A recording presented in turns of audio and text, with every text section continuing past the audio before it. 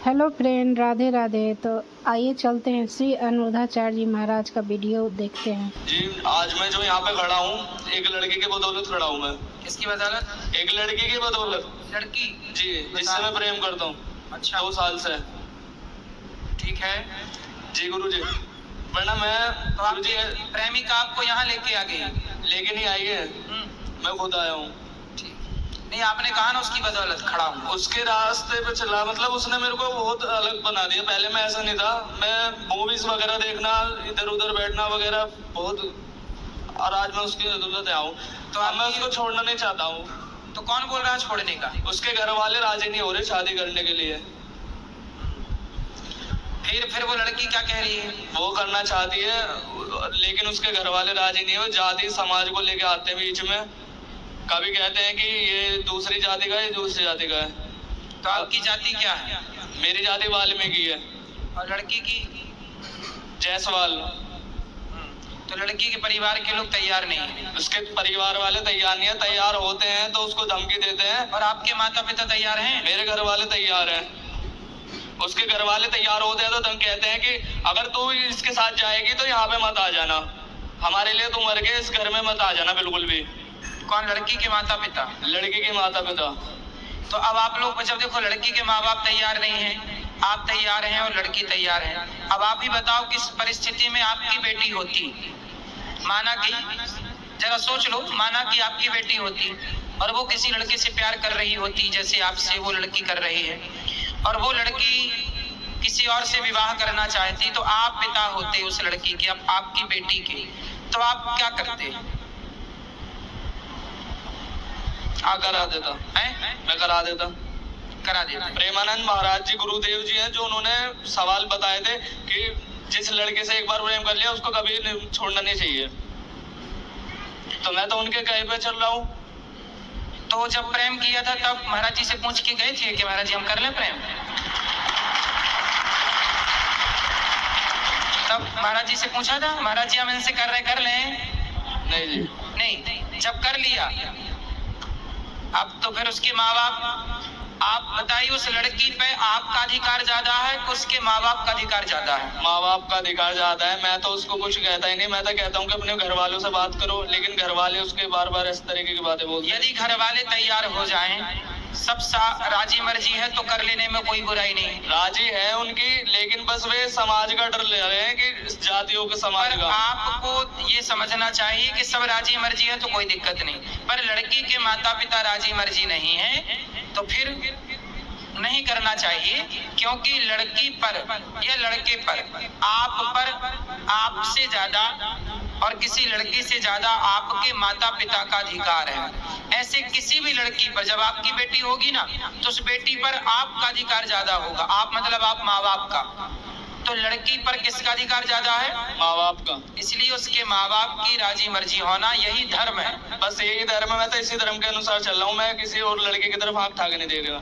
अगर उसके घर वाले राजी हो गए ठीक है, वरना मैं आपकी शरण में आ जाऊंगा हमेशा के लिए। ठीक है, ठीक है, अच्छा बात कर लो। भगवान करे आपका जीवन सुखी रहे, सुखमय जीवन।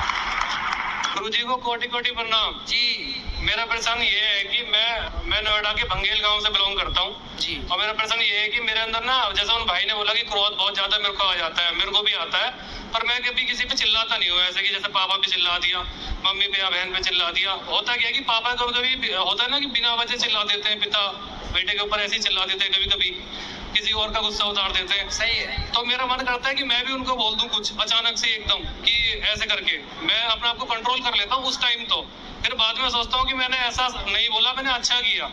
तो इस चीज को ना, वो चीज कंट्रोल नहीं हो रही है, तो उसको कंट्रोल कैसे करूंगा समझ में नहीं आ रहा। तो आपके पिताजी आपको डांटते रहते हैं? नहीं, ऐसा नहीं है कि डांटते रहते हैं।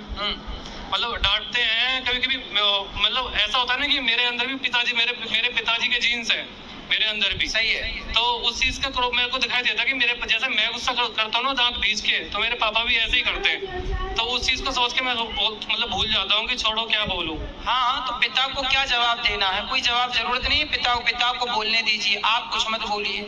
उस समय आपकी समझदारी यही है कि आप चुप रहें। तो ये चीज आगे के लिए कंट्रोल नहीं हो रही ना। मैंने बहुत बार कोशिश भी कर ली। देखो, जो व्यक्ति अपने को कंट्रोल नहीं कर सकता वो सबको, समाज को क्या कंट्रोल करेगा। इसलिए किसी को ना जानो, किसी को ना जीतो। जानना है तो खुद को जानो और जीतना है तो स्वयं को जीतो। हम अपने क्रोध को जीतें, यही तो चुनौती है। इंसान के आगे चुनौती क्या है? मंगल तक जाना चुनौती नहीं है, चंद्रमा तक पहुंचना चुनौती नहीं है, स्वयं को जान लेना और स्वयं को जीत लेना चुनौती है। मंगल तक जाना, जो मंगल तक गए, चले गए, पूछिए उनसे कि क्या खुद को जीत पाए। खुद को जीत लेना मंगल पे जाने से, चंद्रमा पे जाने से ज्यादा कठिन काम स्वयं को जीत लेना है। जो स्वयं को जीत लेता है उसके जीवन में मंगल हो जाता है, उसे मंगल पे जाने की जरूरत नहीं।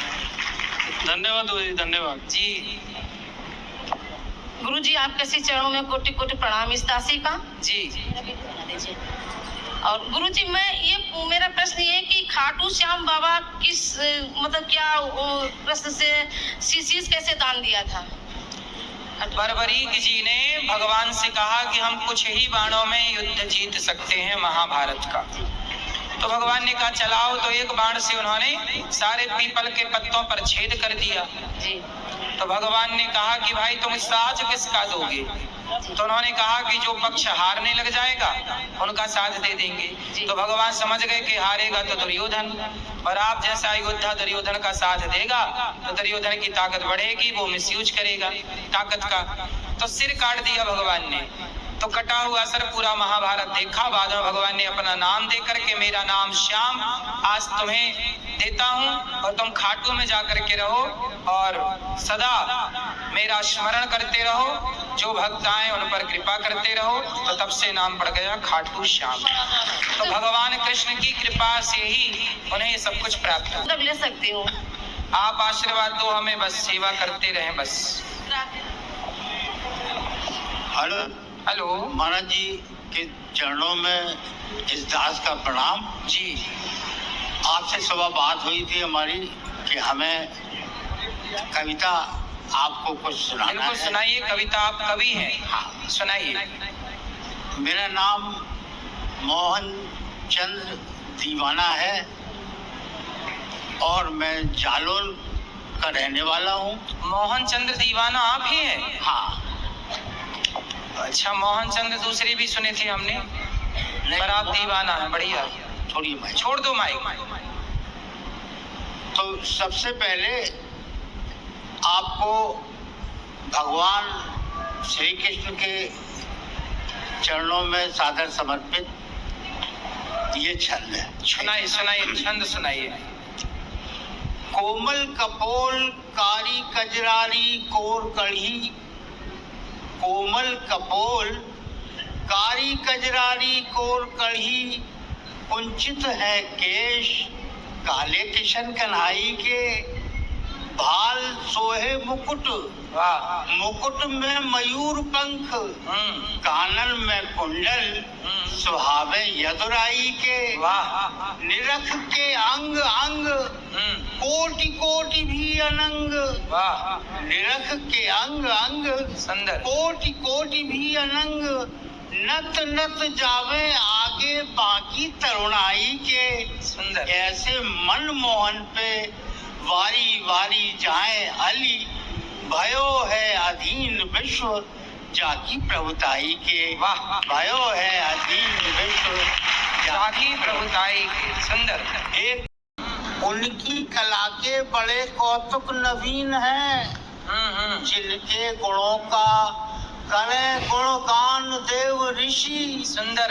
ऐसे गुणवान सर्व गुण में प्रवीण है, वाह। जिनके अधीन काम क्रोध मोह लोभ सृष्टि, जिनके अधीन जी जी। काम क्रोध मोह लोभ सृष्टि, वाह। ऐसे कर्म योगी कृष्ण सृष्टि में विलीन है। वाह। और सुंदर। धन्य धन्य वृष भानुजा, धन्य वृष भानुजा, बड़ी है बड़ भागनी तू, जो त्रिलोकी नाथ है वो भी तेरे अधीन है। वाह। वो भी तेरे अधीन, वो भी तेरे अधीन है। जो त्रिलोकनाथ है वो भी तेरे अधीन। वो भी तेरे अधीन है।